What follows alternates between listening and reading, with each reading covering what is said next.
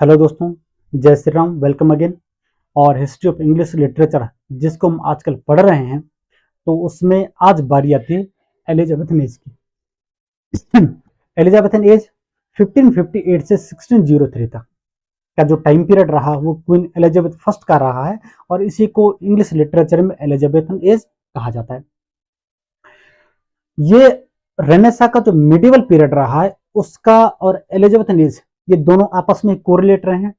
और सबसे ज्यादा जो रेनेसा जो फला फूला जो फ्लोरिस्ट हुआ वो इसी एज में हुआ, और इसी का सबसे ज्यादा जो इम्पैक्ट पड़ा है इंग्लिश लिटरेचर पे वो देन है एलिजाबेथन एज की।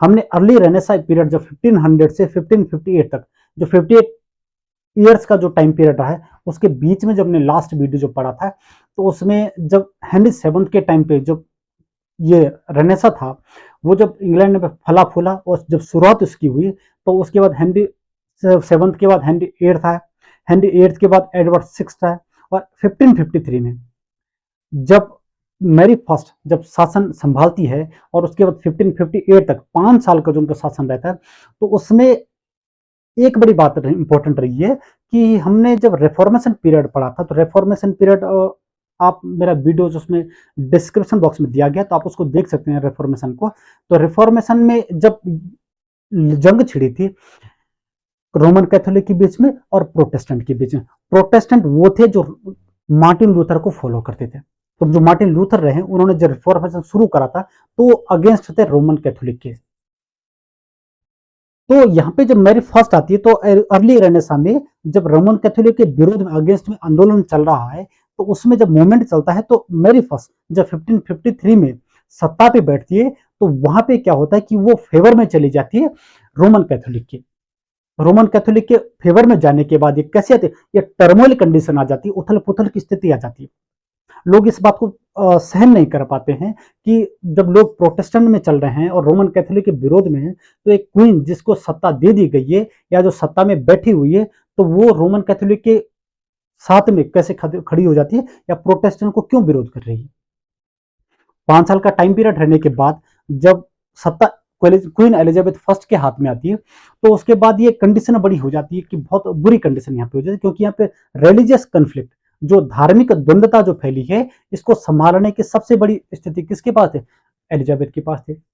दूसरा क्या था कि जो आर्मी है वो अभी अभी बढ़ रही है, और वहां पे क्या होगी, स्पेनिश जिनके नेवी थे जिसको स्पेनिश आर्मडा बोलते हैं, तो वो उस समय विश्व की सबसे शक्तिशाली पावरफुल मानी जाती थी, और वहां पे जंग की स्थिति बनी हुई थी। तो उस चीज को संभालना, जो पॉलिटिकल अनरेस्ट चल रहा है, जो राजनीतिक अशांति फैली हुई है, उसको भी संभालना। रेनेसा अपने पीक पे चल रहा है, रेनेसा की कंडीशन को भी देखना। वहां पे जो revival of art and learn, जो कला संस्कृति और साहित्य के क्षेत्र में जो उन्नति हो रही है, उसको भी देखना। इतनी सारी जो कंडीशन थी, इतनी सारी जो प्रॉब्लम्स वगैरह थी, इतनी सारी जो टेंशन थे, उन सभी टेंशन के बीच में क्वीन एलिजाबेथ इन्होंने सत्ता को संभाला और बखूबी ढंग से इन्होंने इस चीज को निभाया। तो हम सीधा एलिजाबेथन एज जो पीरियड रहा है उसके सीधे पॉइंट्स पे चलते हैं, और ये पॉइंट्स जो मैंने लिखे हुए ये एग्जाम की दृष्टि से बड़े इंपॉर्टेंट है, सबसे पहली बात। और दूसरा ये है कि मैंने एग्जाम की दृष्टि से इन चीजों को उठाया, जो परे चीजें हैं जो हैं लेकिन वो ज्यादा इंपॉर्टेंट नहीं है, तो उन चीजों को मैंने इसमें रखा भी नहीं। तो चलो शुरू करते हैं। The golden age of English literature, इस एज को एलिजाबेथन एज को, जिसको शेक्सपियरन एज भी बोला जाता है, क्योंकि यहाँ पे विलियम शेक्सपियर भी आ जाते हैं, क्योंकि इसी एज में विलियम शेक्सपियर जो वो भी अपने प्रोमिनेंट एक फिगर रहे हैं, रेनेसा के भी रहे हैं और एलिजाबेथन एज के भी रहे हैं। अब यहाँ पे the golden age of English literature इसीलिए बोला जाता है because it's a immense contribution, क्योंकि इसकी बहुत ज्यादा जो उपलब्धियां रही हैं, जो कंट्रीब्यूशन जो उन्होंने दिया है, देन दी है इंग्लिश लिटरेचर को, चाहे पोएट्री के क्षेत्र में हो, चाहे ड्रामा के क्षेत्र में, चाहे प्रोज हो या लिटरेचर ग्रोथ हो, साहित्यिक जो उन्नति रही है वो इस पीरियड में सबसे ज्यादा रही है। दूसरा क्या है, this age followed the Tudor dynasty, और ये क्या है, जो क्वीन एलिजाबेथ भी है ये भी ट्यूडर डायनेस्टी की है, ट्यूडर वंश की ये भी शासिका रही है, तो इनका आधिपत्य है अभी इंग्लैंड के ऊपर। And was marked by political stability after years of turmoil, कई सालों की उथल पुथल के बाद जो राजनीतिक स्थापत्य जो स्टेबिलिटी आई है, वो ट्यूडर डायनेस्टी की सबसे बड़ी देन है England. And queen Elizabeth avoided religious conflicts and kept peace within the kingdom. अब यहाँ पे जब मैरी फर्स्ट के टाइम पे जब उन्होंने रोमन कैथोलिक को फॉलो करना शुरू कर दिया और उसके बाद जो अनरेस्ट आ गया, अशांति फैल गई, रिलीजियस धार्मिक अशांति फैल गई, तो इसको उन्होंने क्या किया, इन्होंने पीस शांति के भाव में रखा। इन्होंने इस प्रकार रिलीजियस जो कन्फ्लिक्ट चल रहा था उससे उसको अवॉइड करा। वो किसी भी रिलीजियस जो कन्फ्लिक्ट था उसमें किसी प्रकार से उनको विवाद नहीं करा, जिसके कारण शांति बनी रही। And kept peace within the kingdom, और साम्राज्य में शांति का माहौल बना के रखा। England defeated the Spanish Armada in 1588। अब यहाँ पे क्या है कि वर्ल्ड में उस समय सबसे जो पावरफुल नेवी मानी जाती थी वो मानी जाती थी स्पेन की। अब स्पेन की आर्मी जो नेवी है, जो उनका समुद्री जो जहाज है, जो लड़ाकू विमान है, उनसे लड़ पाना कोई भी देश, विश्व का कोई भी देश जो है इजीली नहीं था, उनके लिए इतना आसान नहीं था, तो वो लोग हमेशा इससे स्केप कर जाते थे बचते हुए। लेकिन क्वीन एलिजाबेथ ने पूरी सामर्थ्य दिखाई, लोगों के में पेट्रोटिज्म, देशभक्ति की भावना जगाई, नेशनलिज्म की भावना जगाई और आर्मी को पूरी तरह से स्ट्रेंथ प्रोवाइड करी, जिसके कारण वो लड़े। और 1558 में 1558 में जो स्पेनिश आर्मडा था जिसके साथ युद्ध हुआ था वो जीत गए। और इससे क्या हो गया, विच इंक्रीज, इससे उत्पत्ति हो गई, लोग फैल गया नेशनल प्राइड, देश के लिए गर्व की बात होगी, क्योंकि भाई उन्होंने क्या किया, एक स्पेनिश आर्मडा जो विश्व की सबसे पावरफुल शक्ति है अभी नेवी के उसमें, वो हार चुकी है। And gave people confidence in their country. अब क्या था कि यहाँ पे स्पेनिश आर्मडा, उसकी जो सेना थी बहुत ज्यादा थी और इंग्लैंड की बहुत कम सेना थी, तो जब ये जीते तो इनके मन में क्या हो गया, यहाँ लोगों के मन में कॉन्फिडेंस आ गया, विश्वास आ गया कि हम इजिली क्या कर सकते हैं, हम लड़ सकते हैं, हम ग्रोथ कर सकते हैं, इकोनॉमिकल पॉलिटिकल, हम क्या करते हैं, राइन, हम साम्राज्य स्थापित कर सकते हैं पूरे यूरोप में। The spirit of renaissance humanism, और जो भावना थी रेनेसा ह्यूमनिज्म की, जो रेनेसा के पुनर्जागरण के काल में जो मानवतावाद का जो भावना लोगों के मन में जगी थी, जो भावना पैदा हुई थी, वो क्या होगी, विच बिगेन इटली। हालांकि उदय तो हुआ रेनेसा का पीरियड ही माना जाता, 14th सेंचुरी से शुरुआत इसकी फ्लोरेंस नामक शहर इटली से शुरू हुई थी, ठीक है, had reached England by this time, और इस समय तक क्या हो गया, वो इंग्लैंड पहुंच चुका था, रेनेसा इंग्लैंड में फैल चुका था, पुनर्जागरण। और दूसरा क्या था, ये अपने चरम पे था इसी एज में, एलिजाबेथन एज में। इट इनकरेज लर्निंग, और रेनेसा ने क्या प्रोवाइड किया, इससे लोगों को क्या प्रोत्साहन दिया, लर्निंग, सीखने के क्षेत्र में, आर्ट, साइंस एंड लिटरेचर के क्षेत्र में उन्नति करने का अवसर पैदा करा। पेट्रियोटिज्म एंड नेशनलिज्म, अब जब यहाँ पे देशभक्ति की और राष्ट्रवाद की जब बातें करते हैं तो writers glorified England and expressed pride in its achievements. अब जो राइटर्स थे, जो लेखक थे, उन्होंने क्या किया, ग्लोरीफाई इंग्लैंड, एक्सप्रेस, ठीक है, इंग्लैंड को ग्लोरीफाई करा। दूसरा क्या था, expressed pride in its achievement, और भावना व्यक्त करी, किसके, गर्व की भावना की, जो हमने उपलब्धि हासिल करी है, लिटरेचर के क्षेत्र में हो या किसी अन्य क्षेत्र में, पॉलिटिकल क्षेत्र में हो या इकोनॉमिकल क्षेत्र में हो या इंडस्ट्रियलाइजेशन के क्षेत्र में हो, वहां पे उन्होंने क्या किया, उन्होंने ग्लोरीफाई करा इस चीज को और लोगों के बीच में दिखाया। England had expressed pride in its new literary forms. अब यहाँ पे क्या हुआ इस एलिजाबेथन एज में कि लिटरेरी साहित्य के कुछ नई नई फॉर्म्स वगैरह, कुछ विधाएं जो उत्पन्न हो गई, जैसे कि सोनेट होता, ब्लैंक वर्स था, ड्रामा था, प्रोज था, ये सब जो फॉर्म्स थे, लिटरेरी फॉर्म्स थे, ये सब डेवलप हो गई। Poetry was one of the flourishing form of literature. अब इस टाइम पे पोएट्री जो थी वो एक सबसे फ्लोरिशिंग फॉर्म थी इस लिटरेचर की, इस युग में, टाइम पे। दूसरा क्या था, sonnet writing became very popular, और यहाँ पे सोनेट जो राइटिंग थी, सोनेट का लिखना जो है वो बहुत ज्यादा प्रचलन में चला गया। अब ये क्या हुआ, sir Thomas Wyatt and Henry Harvard, जिसको अर्ल ऑफ सरे बोला जाता है, इंट्रोड्यूस दिस सोनेट। ये दो व्यक्ति थे, sir Thomas Wyatt and Henry Howard. इन लोगों ने क्या किया, अर्ल ऑफ सरे ने, इन्होंने इंग्लैंड में इंट्रोड्यूस करा था सोनेट को, और इटालियन सोनेट, ठीक है, जो फॉर्म थी, इटालियन सोनेट की फॉर्म तो सर थॉमस व्याट ने करा था, और हेनरी हवार्ड जो अर्ल ऑफ सरे था, इसने इंग्लिश सोनेट की जो राइम स्कीम थी, A B C D E F G G, ये जो राइम स्कीम जो इजाद कर, जिसको शेक्सपियर सोनेट राइम स्कीम बोला जाता है, इसको अर्ल ऑफ सरे, जिसको हेनरी हवार्ड बोला जाता है, इन्होंने इसको इजाद करा था, ठीक। सर फिलिप सिडनी सोनेट, और सर फिलिप सिडनी ने एक सोनेट लिखा था, सीक्वेंस लिखा था, Astrophel and Stella, is one of the earliest greatest sonnet collections of this period. और इस पीरियड का सबसे महान जो सोनेट और सबसे पहला जो सोनेट माना जाता है, शुरुआती सोनेट माना जाता है, एस्ट्रोफेल एंड स्टेला, ये किसने लिखा था? ये लिखा था सर फिलिप सिडनी ने। अब इसको वापस ले जा। Edmund Spenser known as the poet's poet, Edmund Spenser जिसको कवियों का कवि बोला जाता है, पोएट्स पोएट बोला जाता है, उन्होंने एक अपना बहुत मास्टरपीस लिखा था फेरी क्वीन, जिसको क्या बोला जाता है, एक इसको एपिक एलिगरी बोला जाता है, ठीक है, ये उन्होंने लिखा था। Is one of the important work of this period, इस पीरियड का सबसे महान वर्क, सबसे महत्वपूर्ण वर्क उन्होंने लिखा था फेरी क्वीन। और ये क्या था? ये फेरी क्वीन था, ये किस पे बेस्ड लिखा था? ये एलिजाबेथन एज की प्रेस, उसकी प्रशंसा में लिखा गया था। दूसरा क्या था? विलियम शेक्सपियर, ये तो बताने की जरूरत ही नहीं। विलियम शेक्सपियर, ये भाई इस पीरियड के, इसको शेक्सपियरन एज बोलो चाहे इसको एलिजाबेथन एज बोलो, ठीक है, दोनों। हाँ, बस थोड़ा सा ये कि शेक्सपियरन एज थोड़ा आगे तक चलता है और थोड़ा लेट शुरू होता है, और एलिजाबेथन थोड़ा शुरू पहले होता है और थोड़ा सा पहले ही खत्म हो जाता है, ठीक है। शेक्सपियर जिन्होंने कितने 154 सोनेट, 154 सोनेट से लिखे थे, और इसकी जो मुख्य थीम रही है वो क्या थी? Based on love, love, time, beauty, mortality, ठीक है, इसके ऊपर इनके सोनेट से लिखी गए थे। प्रेम के ऊपर लिखा गया था, समय के ऊपर, सुंदरता के ऊपर, मोर्टेलिटी में नश्वरता के ऊपर उन्होंने अपने सोनेट से लिखे थे।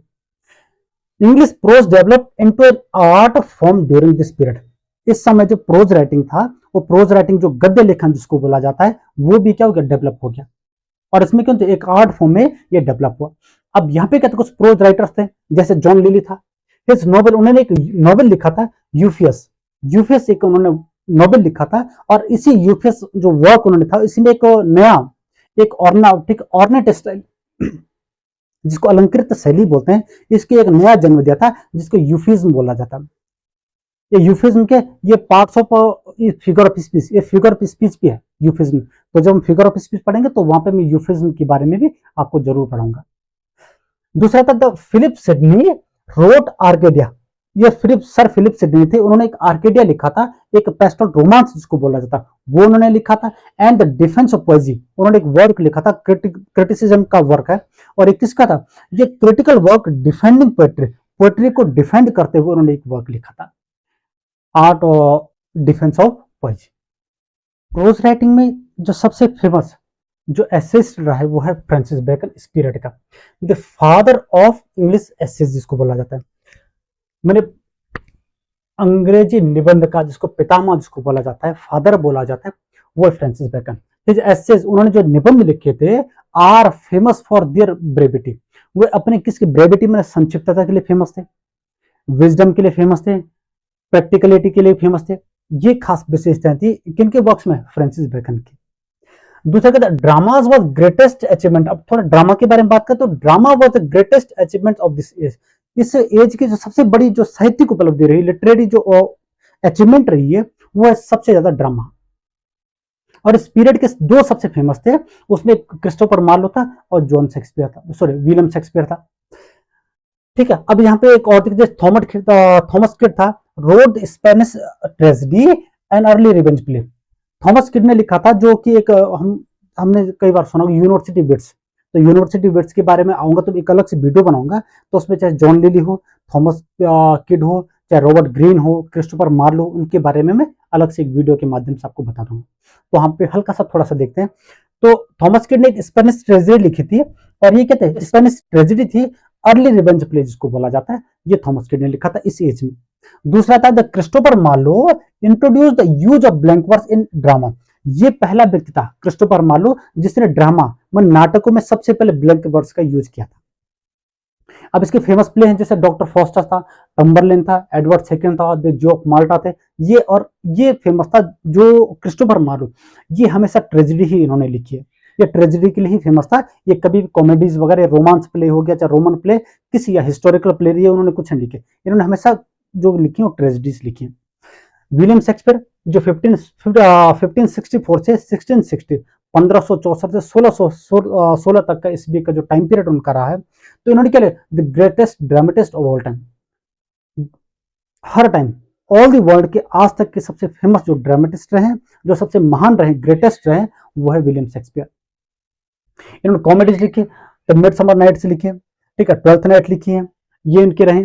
दूसरा क्या था? जो ट्रेजेडी थी 4 ग्रेट ट्रेजेडी की मानी जाती है, हॉकम जिसको बोला जाता है, हैमलेट हो गया, ओथेलो हो गया, किंग लियर हो गया, या हम जिसको मैकबेथ बोलते हैं, मैकबेथ हो गया। तो महान ट्रेजेडीज उन्होंने लिखी है। दूसरा कहता है जैसे हिस्टोरिकल प्ले उन्होंने लिखे हैं, रिचर्ड सेकंड हो गया, थर्ड हो गया, हेनरी फोर्थ हो गया, ये रोमांस उन्होंने लिखे हैं, टेम्पेस्ट लिखा है, रोमन प्ले हो गया, जूलियस सीजर हो गया, एंटोन क्लियोपेट्रा हो गया। इस प्रकार के जो उन्होंने चीजें ये लिखी उन्होंने, मर्चेंट ऑफ वेनिस हो गया, ये भी एक रोमन प्ले है। तो ये सब फेमस वर्क हैं किसके, विलियम शेक्सपियर के, और वो इसी एज से बिलोंग करते हैं। इस एज में थिएटर्स वगैरह जो खुले थे, इसमें सबसे पहले जो थिएटर था वो था परमानेंट थिएटर। आज से पहले जो थिएटर थे वो स्टेबलाइज थे लेकिन परमानेंट नहीं थे। ये पहला थिएटर था जो थिएटर के नाम से, ये जो 1576 में जेम्स बर्बेज ने जो स्टेबलाइज किया था, वो सबसे पहला परमानेंट थिएटर माना जाता है इंग्लैंड का। ठीक है, उसका द ग्लोब था, ये द ग्लोब है जो विलियम शेक्सपियर से जुड़ा हुआ है, क्योंकि विलियम शेक्सपियर ने इसको डेवलप करा था।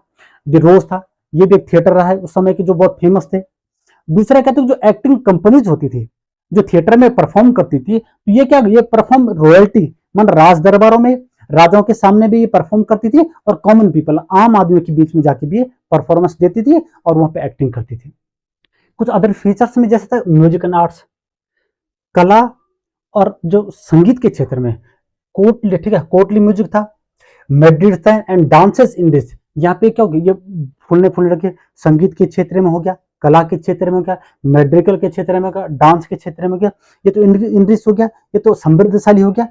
लेकिन दूसरा कहते हैं एक्सप्लोरेशन डिस्कवरी, जो विस्तार, जो नई नई खोजें हुई, ठीक है, वयाज ऑफ सर फ्रांसिस ड्रेक, जो फ्रांसिस ड्रेक जो वयाज थे, जो समुद्री यात्राएं करी, सर वाल्टर रेले के जो एक्सपेंडेड इंग्लैंड हॉरिजन, ठीक है, ये इस समय की महान फीचर्स, इनकी विशेषताएं रही है इस युग की। दूसरा, Elizabethan age ended with the death of queen Elizabeth in 1603। अब यहाँ पे जब 1603 में 1603 में जब क्वीन एलिजाबेथ की मृत्यु हो जाती है, तो उसी के साथ जो एलिजाबेथन एरा रहा, जो पीरियड रहा, जो एज रही, वो खत्म हो जाती है। और उसके बाद क्या होता है, द फॉलोइंग पीरियड, जो इसके बाद को टाइम था, जैकोबिन एज जो रहा, वो क्या था, अंडर जेम्स फर्स्ट, जहाँ पे जो इसका इनका जो भतीजा था, ठीक है, जो स्कॉटलैंड का राज जो प्रिंस था जेम्स फर्स्ट, वो राजगद्दी पे बैठता है, और इसी के साथ जो ट्यूडर डायनेस्टी है उसका भी अंत हो जाता है, वो डिक्लाइन हो जाता है, और यहाँ पे शुरुआत होती है स्टुअर्ट डायनेस्टी। ये ध्यान रखना कि Elizabeth is last queen of Tudor dynasty, Tudor dynasty की अंतिम महारानी इसको बोला जाता है एलिजाबेथन एज के टाइम पे, रेनेसा की पीरियड में। उसके बाद जो शुरू होता है, तो कई बार ये पूछा जाता है कि जेम्स फर्स्ट था वो किस डायनेस्टी का था, तो वो था स्टुअर्ट, STUART, स्टुअर्ट डायनेस्टी का था। जैकोबिन एज में जेम्स फर्स्ट स्टुअर्ट डायनेस्टी की स्थापना कर देते हैं, और यहाँ पे क्या होता है, कंटिन्यू द लिटरेरी ट्रेडिशन, हालांकि साहित्यिक परंपरा तो चलती है, लेकिन क्या होती है, but darker, more pessimist tone. लेकिन इसके बाद क्या होता है, ये अंधकार में हो जाता है साहित्य का क्षेत्र। और दूसरा क्या, तो यहाँ पे जो लिटरेरी वर्क्स होते हैं वो किसकी तरफ फोकस करते हैं, ये ऑप्टिमिस्ट में होकर पेसिमिस्ट टोन, मतलब निराशावादी क्षेत्र की तरफ ये बढ़ जाते हैं। ठीक है, तो इसी के साथ हमारा जो एलिजाबेथन एज है ये पूरा होता है दोस्तों। और उसके बाद हम नेक्स्ट जो वीडियो बनेगा उसमें जैकोबिन एज, दूसरा कैरोलिन एज, और तीसरा जो कॉमनवेल्थ है उसके बारे में बात करेंगे। और इसी के साथ हमारा रेनेसां पीरियड खत्म हो जाएगा, और उसके बाद शुरू हो जाएगी न्यू क्लासिकल एज। तो मिलते हैं फिर नेक्स्ट वीडियो में, तब तक के लिए धन्यवाद। जय श्री राम।